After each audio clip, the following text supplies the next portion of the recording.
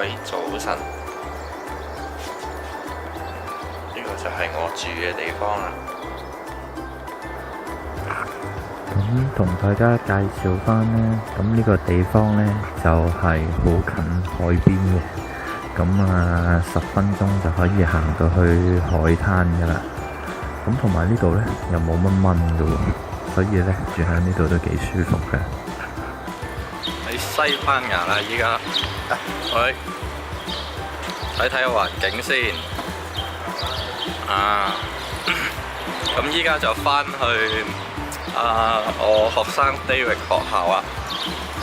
咁就呢度其實呢，望落有啲似澳門嘅，我覺得。即係大家睇下啲建築物同埋街道啊，有啲似澳門。咁OK 啊，餐餐都麵包，不過返到學校再同大家見面。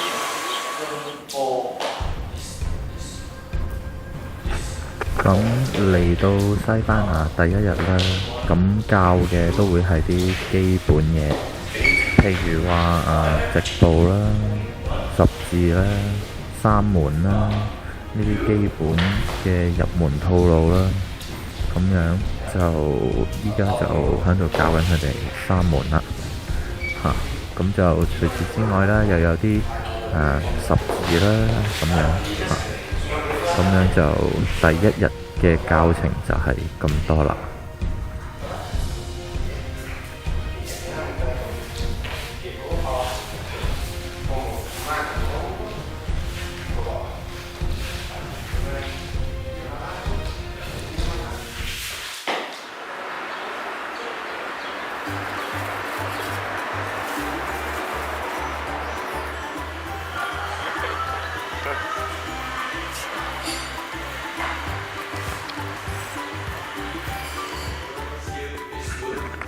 咁呢，我都唔逐日講啦，因為呢冇人幫我揸機，咁呢，所以呢，我就將呢幾日嘅教學呢就串埋一齊啦。咁當然啦，呢幾日咩都示範過啦，譬如啲散手啊，點樣應用啊，或者俾人捉住嘅時候點樣脫手啊，呢個呢就係示範緊點樣脫手啦，俾佢捉住咗嚇。咁除此之外呢，示範脫手啦。咁因為其實佢哋有啲當中都係啲警察啊或者保安嚟嘅，咁所以變咗呢，有陣時佢哋遇到有啲事情呢，俾人捉住咗呢，咁可能學下啲脫手呢，都會有啲幫助啦。咁同埋有箍頸啦，就呢個 trip 咧，最唔好意思嘅地方就係咧，我成日都打到啲學生。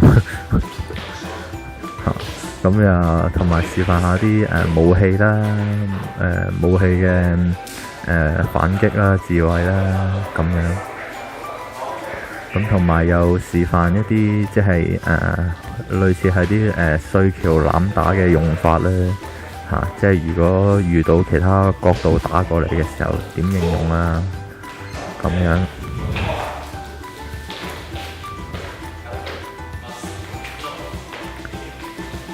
咁同埋最唔好意思咧，就紅衫呢位同學成日俾我打，成日都俾我唔小心打到。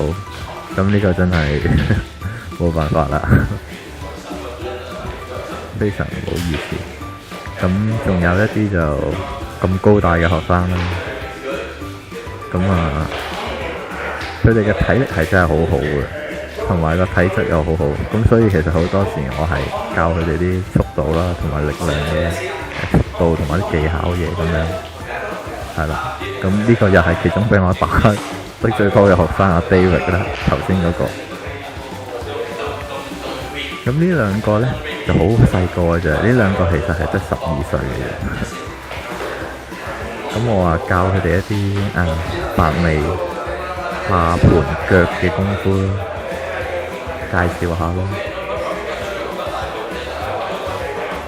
咁同埋呢，我頭先都講過啦，因為佢哋當中有好多係即係警察啦，同埋保安，咁所以亦都講解下啲即係擒拿嘅嘢啦。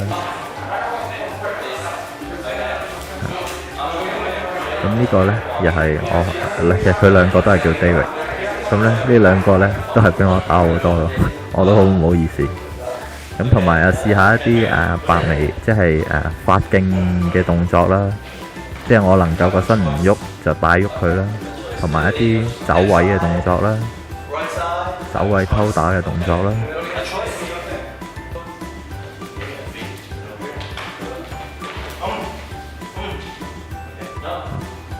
譬如點樣入位啊，點樣利用翻個攝橋啊、撞橋啊咁嘅打法啦。